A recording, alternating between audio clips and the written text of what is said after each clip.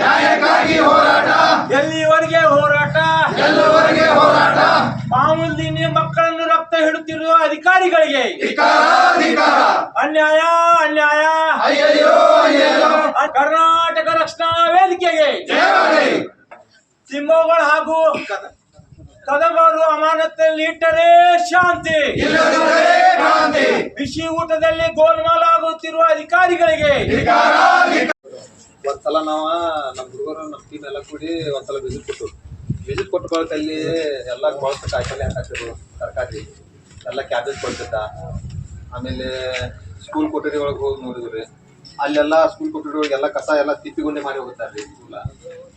ಒಳಗೆ ಕೊನೆ ರೀ, ಅಲ್ಲಿ ಒಳಗೆ ಅಂದ್ರೆ ಕಲ್ಸೋದು ಆ ಪ್ಲಾಟ್ಫಾರ್ಮ್ ಸರ್ ಕಲ್ಸಾತರು ಪ್ಲಾಟ್ಫಾರ್ಮ್ ಮುಂದೆ ಕಸ ಐತ್ರಿ, ಅದನ್ನ ಇಟ್ಕೊಂಡ್ರೆ ಕಸ ಹೇಳ್ತಾವು. ಪ್ರತಿ ಮೂಲ್ಯಾಗ ಕಸ ಅಂದ್ರೆ ಎಲ್ಲ ತಂದು ನಿಮ್ಗೆ ತೋರಿಸ್ತೀವ್ರಿ ಅಲ್ಲಿ ಎಲ್ಲ ಕಸ ಎಲ್ಲ ಫುಲ್ ಶೇಖರಣೆ ಮಾಡಿ ಅದನ್ನ ಒಟ್ಟು ತಿಪ್ಪಿಗುಂಡಿ ಮಾಡಿ ಹೋಗ್ತಾರು.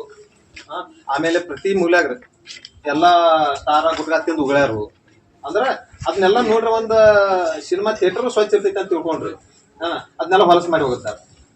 ಆಮೇಲೆ ಅದನ್ನ ನೋಡಿ ಬಾಳೆಹಣ್ಣು ಯಾಕೆ ಕೊಡ್ತೀರ ಅಂತ ಕೇಳಿದ್ರೆ ಬಾಳೆಹಣ್ಣು ಎಲ್ಲರಿಗೂ ಒಂದೊಂದು ಕೊಡ್ತಾರು. ಸರ್ಕಾರ ಬಾಳೆಹಣ್ಣು ಇವ್ರಿಗೆ ಯಾರು ಕೊಡ್ಬೇಕಂತಾರು, ಅದು ಇಲ್ಲ. ಬೇಳೆ ನೋಡ್ರೆ ಸಾರಿಗೆ ಬೇಳೆ ಮಕ್ಕಳ ಸಂಖ್ಯೆ ಅನುಗುಣವಾಗಿ 13 ರಿಂದ 14 kg ಹಾಕ್ಬೇಕ್ರಿ. ಇಲ್ಲಿ ಅವ್ರು ಹಾಕ್ತಾರೆ 3 kg ಬೇಳೆ ಹಾಕ್ತಾರೆ. ಈ ಎಲ್ಲದ್ರೊಳಗೆ ಅವ್ಯವ. ಆಮೇಲೆ ಇದನ್ನ ನೋಡ್ರ ಕರೆಂಟ್ ಸ್ವಿಚ್ಗಳು ನೋಡ್ರೆ ಎಲ್ಲ ಬೋರ್ಡ್ಗಳು ಸ್ವಿಚ್ಗಳಿಗೆ ಬೋರ್ಡ್ ಕರೆಂಟ್ ಇಲ್ರಿ, ಸ್ವಿಚ್ ಇಲ್ರಿ. ಹಿಂಗೆ ಬಳ್ಳ ಹಾಕಿರ ಎಲ್ಲ ತೂತುಗಳು, ಹಿಂಗೆ ಬಳ್ಳ ಹಾಕಿರ ಪಟ್ನ ಹುಡುಗರು ಕರೆಂಟ್ ಹತ್ತು ವ್ಯವಸ್ಥೆ ಮಾಡಿರ್ತಾರೆ. ನಾಳೆ ಏನ್ರಿ ಹೆಚ್ಚು ಕಡಿಮೆ ಮಕ್ಕಳಿಗೆ ಆದ್ರೆ ಯಾರು ಹೊಂಗೆ ಆಗ್ತಿರ್ಗ, ಯಾರು ಕೇಳುದ. ಈಗಾಗಲೇ ಒಂದು ಇನ್ಸಿಡೆಂಟ್ ಆಗೈತ್ರಿ ಇಲ್ಲಿ ಮೊರಾರ್ಜಿ ಶಾಲೆ ಒಳಗ. ಚಿಕ್ಕೋಡಿಲಿ ಆಗಿ ಒಂದು ಪ್ರಾಣ ಕಳ್ಕೊತ್ರಿ ಮಗುರು. ಆ ಪ್ರಾಣ ತುಂಬಿಕೊಡಕ್ಕೆ ಯಾರಿಂದ ಸಾಧ್ಯ ಇಲ್ರಿ. ಆದ್ರೂ ಅದನ್ನು ಅವ್ರು ಎಚ್ಚರಿಕೊಳಕ್ ಸಾಧ್ಯ ಇಲ್ರಿ. ಎಲ್ಲಾನು ವೈರ್ಗಳು ಎಲ್ಲಿ ಬೇಕಾದ್ರೆ ಹಂಗ ಮೂಲ್ಯಾಗ ಕ್ಲಾಸ್ ರೂಮ್ ಹಂಗ ಬಿಟ್ಟಾರ, ಜೋರ್ ಬಿಟ್ಟಾರ. ಪಂಚಾಯತಿಂದ ಪಾಮಲ್ದಿನಿ 15ನೇ ಹಂತದಿಂದ ತಾಲೂಕ್ ಪಂಚಾಯತಿಂದ ಒಂದು 4,94 ವರ್ಷದ 3-4 ವರ್ಷದಾಗ ಅದನ್ನ ತಗೊಂಡಾರು. ಅದನ್ನ ಅವ್ರು ಸ್ವಚ್ಛತೆ ಇಟ್ಕೊಳಕಾಗಿಲ್ಲ, ಅದ್ರ ಬಾಗಿಲಿಲ್ಲ, ಬಾಗಿಲು ಕಿತ್ತೋಗ್ಯಾವು. ಅದ್ರ ಒಳಗೆ ನೋಡ್ರೆ ಹೋಗಂಗಿಲ್ಲ, ಒಳಗೆ ಅಷ್ಟು ಹೊಲಸು ಮಾಡಿಬಿಟ್ಟಾರ ಎಲ್ಲ. ಇವ್ರಿಗೆ ಯಾವ ಅಂದಿರ ಅದ ಇವ್ರಿಗೆ ಅವಶ್ಯಕತೆ ಇಲ್ದಿಲ್ಲ ಅಂದ್ರೆ ನಾವು ಅವ್ರಿಗೆ ಹೇಳ್ಬೇಕಾಯ್ತು. ಪಾಮಲ್ದಿನಿಗೆ ಆ ಗ್ರಾಮದಾಗ ಮತ್ತೊಂದು 5 ಲಕ್ಷದ ಕೆಲಸ ಆಗ್ತಿತ್ತು, ಯಾವ್ದಾರು ರೋಡ್ ಆಗ್ತಿತ್ತು, ಗಟ್ರ ಆಗ್ತಿತ್ತು. ಇವ್ರು ಬೇಕಾದ ತಗೊಂಡ್ಬಾಗ ಅದನ್ನ ಅವ್ರ ಬಳಕೆ ಸರಿಯಾಗಿ ಬಳಕೆ ಮಾಡ್ಕೋಬೇಕು. ಹಿಂಗಾಗಿ ಎಲ್ಲಾ ಅವ್ಯವಸ್ಥೆ ಎಲ್ಲ ಕೆಡಿಸ್ಬಿಟ್ಟಾರ ಶಾಲೆ. ಆಮೇಲೆ ಮಕ್ಕಳದ ಸಂಖ್ಯೆನೂ ಕಡಿಮೆ ಆಗತೈತ್ರಿ. ಒಂದ್ ಟೈಮ್ದಾಗ ನಮ್ಮ ಶಾಲೆ ಹೆಂಗಿತ್ತು ಅಂದ್ರೆ ಅಡ್ಮಿಷನ್ ಆಗ್ತಿರ್ಕಲ್ರಿ. ಅಡ್ಮಿಷನ್ ಆಗ್ಬೇಕಾದ್ರೆ ಅಲ್ಲಿ ನಾವು 15-20 ದಿವಸ ಮಕ್ಕಳೇ ಬೆಂಡ್ ಹತ್ಬೇಕ್ರಿ. ಅಂದ್ರೆ ಆ ಮಟ್ಟಕ್ಕೆ ವಸೂಲಿ ಹಚ್ಚಿದ್ರು ಅಡ್ಮಿಷನ್ ಆಗ್ತಿರ್ಕಲ್ರಿ. ಅಂತ ಒಂದು ಹೆಸರು ಗಳಿಸಿದ ಸ್ಕೂಲ್ ರೀ. ಇವತ್ತ ಅದೇ ಊರಾಗಿನವ್ರು ಮಕ್ಕಳು ಬೇರೆ ಊರಿಗೆ ಹೋಗುವಂತ ಪರಿಸ್ಥಿತಿ ಬಂದಿದೆ. ರಕ್ಷಣಾ ವೇದಿಕೆಯ ಎಲ್ಲ ಕಾರ್ಯಕರ್ತರೇ ಹಾಗೂ ಚಿಕ್ಕೋಡಿಯ ಮಾಧ್ಯಮ ಮಿತ್ರರೇ, ಇವತ್ತು ನಾವು ಗೋಕಾಕದ ಕರ್ನಾಟಕ ರಕ್ಷಣಾ ವೇದಿಕೆಯಿಂದ DDPI ಕಚೇರಿಗೆ ಮುತ್ತಿಗೆ ಹಾಕಿ ಏನು ಬಿಸಿ ಊಟದಲ್ಲಿರ್ಬೋದು ಅಥವಾ ಏನು ಮಕ್ಕಳು ಸುಮಾರು 4-5 ವರ್ಷಗಳಿಂದ ಮಕ್ಕಳು ಸಾಕಷ್ಟು ಫೇಲ್ ಆಗಿದಾವ, ಪ್ರಗತಿಯನ್ನು ಕಂಡಿಲ್ಲ, ಅಥವಾ ಶೌಚಾಲಯ ಇರ್ಬೋದು, ಅಲ್ಲಿಯೂ ಶೌಚಾಲಯದಲ್ಲಿ ಸುಮಾರು ಹೆಗ್ನು ಆವ ಶೌಚಾಲಯ ಸರಿ ಇಲ್ಲ. ಪಾಠ ಹೇಳುವ ಕೊಠಡಿಯಲ್ಲಿ ಏನು ಗುಟ್ಕಾ ಮತ್ತು ಅನೇಕ ತಿಂದು ಅಲ್ಲ ಕಸದ ತೊಟ್ಟಿಯನ್ನು ಮಾಡಿದ್ದಾರೆ. ಅದಕ್ಕಾಗಿ ನಾವು ಇಲ್ಲಿ ಬಿಸಿ ಊಟದಾಗ ಏನು ಕೊಳತಿದ ಬಾಳೆಹಣ್ಣು ಇರ್ಬೋದು, ಕೊಳತಿದ ಸೌತಿಕಾಯಿ ಇರ್ಬೋದು, ಕ್ಯಾಬೇಜ್ ಇರ್ಬೋದು, ಅನೇಕ ಸುಮಾರು ಅವರ ಸಾಕ್ಷಿ ಸಮೇತನು ಎಲ್ಲ ಫೋಟೋ ಮುಖಾಂತರ ವಿಡಿಯೋ ಮುಖಾಂತರ ಎಲ್ಲ ಕೊಟ್ಟಿದ್ವಿ. ಈಗ DDPI ಸಾಹೇಬ್ರು ಏನು ಹೇಳಿದ್ರೆ ಸುಮಾರು 4:30 ಗಂಟೆ ಒಳಗಾಗಿನ ಅವ್ರನ್ನ ಕದಮವ್ರನ್ನ ನಾಮದೇವ್ ಕಮದಮ್ಮನ ಅಮಾನತಲ್ಲಿ ಇಡ್ತೀವಿ ಅಂತ ಹೇಳಿ ಅದಕ್ಕೆ ನಾವೀಗ ಇಲ್ಲಿ ಧರಣಿ ಸತ್ಯಾಗ್ರಹ ಮಾಡಕ್ ಬಂದಿದ್ದು. ಏನು DDPI ಮನವಿ ಮುಖಾಂತರ 4:00 ಒಳಗಾಗಿ ನಾವು ಅಮಾನತಲ್ಲಿ ಇಡ್ತೀವಿ ಅಂತ ಹೇಳಿ ನಮ್ಗೆ ಭರವಸೆ ಕೊಟ್ಟಾರ. ಅದಕ್ಕೆ ನಾವು ಇದನ್ನ ಹೋರಾಟ ಇಲ್ಲಿಗೆ ಕೈ ಬಿಟ್ಟು ಇನ್ನು ಮುಂದಿನ ದಿನಮಾನಗಳಲ್ಲಿ ಏನಂತ ಕಮಿಷನರ್ ಮುಖ್ಯೋಪಾಧ್ಯಾಯರು ಬರ್ತಾರೆ ತಿಮ್ಮೋಗಳು ಸರ್, ಅವ್ರನ್ನ ತಿಮ್ಮೋಗಳು ಸರ್ 8 ದಿವಸ ನಂತರ ನಾವು ಅವ್ರಿಗೆ ವರದಿ ಕಳಿಸ್ತೀನಂದಾರ. ಅಲ್ಲಿ ಧಾರವಾಡ ಕಮಿಷನರ್ ಸಾಹೇಬ್ ಭೇಟಿಯಾಗಿ ಆ ತಿಮ್ಮೋಗಳು ಮುಖ್ಯೋಪಾಧ್ಯಾಯರನ್ನ ಅವ್ರನ್ನೂ ಸಸ್ಪೆಂಡ್ ಮಾಡುವಂತ ಕೆಲಸ ನಾವು ಕರ್ನಾಟಕ ರಕ್ಷಣಾ ವೇದಿಕೆ ಗೋಕಾಕ್ ತಾಲೂಕಿಂದ ಮಾಡ್ತೀವಿ ಅಂತ ವಿನಂತಿ ಮಾಡ್ಕೊತೀವಿ. ನಾನು ನಿನ್ನೆ ರಜೆ ಮುಗಿಸಿ ಬಂದ ತಕ್ಷಣ ಮೊದಲನೇ ಆದೇಶನೇ ಅದೇ ಕೂಡ ಮಾಡಿದ್ದೀವಿ.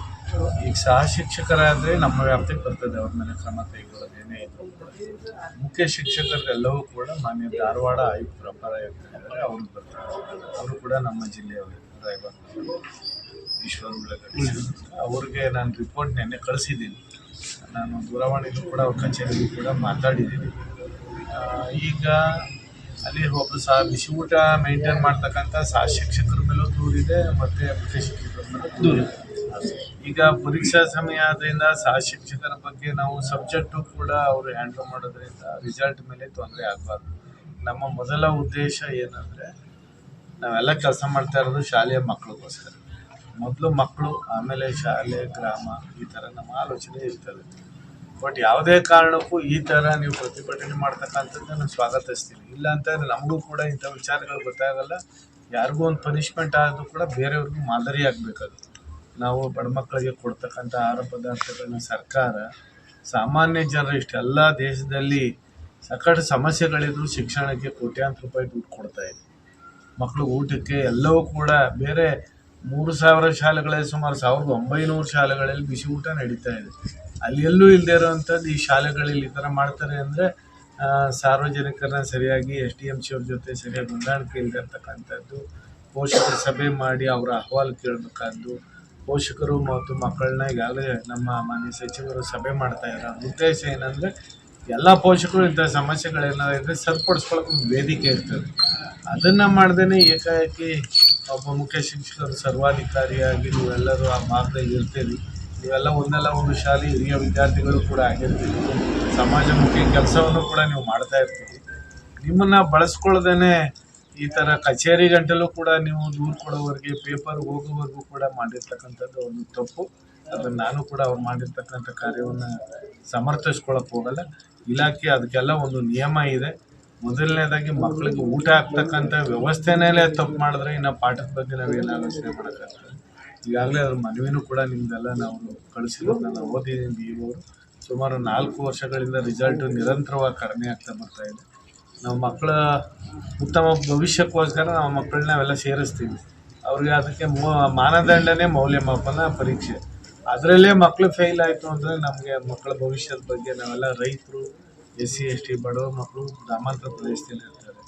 ನಾವು ಅಫಿಷಿಯಲ್ಗಳು ಒಳ್ಳೆ ಕಡೆ ನಮ್ಮ ಮಕ್ಕಳುಗಳು ಓದಿಸ್ಕೊಂಡು ನಾವೆಲ್ಲ ಸೌಲಭ್ಯಗಳನ್ನ ಪಡ್ಕೊಂಡು ಮಕ್ಕಳಿಗೆ ಈ ಥರ ವಂಚನೆ ಮಾಡೋರನ್ನೂ ಕೂಡ ನಾವು ಸರಿದೂಗಿಸ್ಕೊಂಡು ಮುಂದೆ ಹೋಗೋಕ್ಕೆ ಬರೋದಿಲ್ಲ.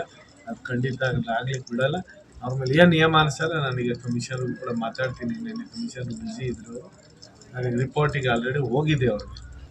ತಮ್ಮ ಕಡೆಯಿಂದ ಕೂಡ ನಾನು BO ಕೂಡ ಹೇಳಿದೆ. ಇಮೇಲೆ ಅವ್ರ ಕಚೇರಿಯಿಂದ ಕೂಡ ನನಗೆ ಆಲ್ರೆಡಿ ಅವರು ಕೂಡ ಹೇಳಿದ್ದಾರೆ ಇದು ಆಕ್ಷನ್ ಆಗಲೇಬೇಕು ಅಂತೇಳಿ. ಈಗ ಅವ್ರ ಮೇಲೆ ಕಮಿಷನರು ಇಲ್ಲ ಶಿಸ್ತು ಕ್ರಮ ಕೈಗೊಂಡು ಇಲ್ಲ ಸಸ್ಪೆಂಡ್ ಮಾಡಿ ಬೇರೆ ಕಡೆ ಹಾಕ್ಬೋದು, ಅಥವಾ ಇದು ಹೈಸ್ಕೂಲ್ ಹೆಡ್ ಮಾಸ್ಟರ್ ಪೋಸ್ಟ್ ಅದರಿಂದ ಬೇರೆ ಕಡೆಗೆ ಹಾಕಕ್ಕೆ ಬರಲ್ಲ. ಒಂದೇ ಹುದ್ದೆಯಲ್ಲಿ ಇಬ್ಬರು ಸಂಬಳ ಕೊಡೋಕ್ಕೆ ಟೆಕ್ನಿಕಲ್ ಪ್ರಾಬ್ಲಮ್ ಬರುತ್ತೆ. ಪ್ರೈಮರಿ ಅಂತ ಅಂದರೆ ಸಂಬಳ BO ಮಾಡ್ತಾರೆ. ಹೈಸ್ಕೂಲ್ ಹೆಡ್ ಮಾಸ್ಟರ್ ಅಂದರೆ ಅವರೇ ಸಂಬಳ ಮಾಡೋದು. ಅವ್ರು ಬೇರೆ ಶಾಲೆಗೆ ಹಾಕಿದ್ರೆ ಇನ್ನೊಬ್ರಿಗೂ ಅಲ್ಲಿ ಚಾರ್ಜ್ ಕೊಡಬೇಕು. ಅವ್ರ ಚಾರ್ಜ್ ಎಲ್ಲ ಎನ್ಸೋ ಆಗ್ತದೆ. ಹಾಗಾಗಿ ಇವನ್ನ ಸಸ್ಪೆಂಡ್ ಮಾಡಿ ಬೇರೆ ಕಡೆಗೆ ಹಾಕಿದ್ರೇ ಅದಕ್ಕೆ ಒಂದು ನಿಯಮ ಇದಾಗ್ತಕ್ಕಂಥದ್ದು. ಅದಕ್ಕೂ ಕೂಡ ತಮ್ಮ ಕಡೆಯಿಂದ ನನ್ನ ಕಡೆಯಿಂದ ಮನವಿನೂ ಕೂಡ ಹೋಗಿದೆ. ಅದನ್ನು ಬೇಕಾದ್ರೆ ಖಾತೆ ನಾನು ಕೂಡ ಮಾತಾಡ್ತೀನಿ, ನೀವು ಕೂಡ ಮಾತಾಡಿ ಅವ್ರ ಬಗ್ಗೆ ಇಮಿಡಿಯೇಟಾಗಿ ಶಿಸ್ತು ಕ್ರಮ ಕೈಗೊಂಡು ಅವ್ರನ್ನ ಬೇರೆ ಶಾಲೆಗೆ ಅಥವಾ ಎಲ್ಲಿ ಒಂದು ನಿಯಮಾನುಸಾರ ಏನು ಇದೆ ಆ ಪ್ರಕಾರದಲ್ಲಿ ಅವ್ರನ್ನ ವರ್ಗಾವಣೆ ಮಾಡೋಕ್ಕೆ ಬರಲ್ಲ. ವರ್ಗಾವಣೆ ನಿಯಮ ಇದೆ, ಅದೆಲ್ಲ ಕೌನ್ಸಿಲಿಂಗಲ್ಲೇ ಹೋಗ್ಬೇಕು.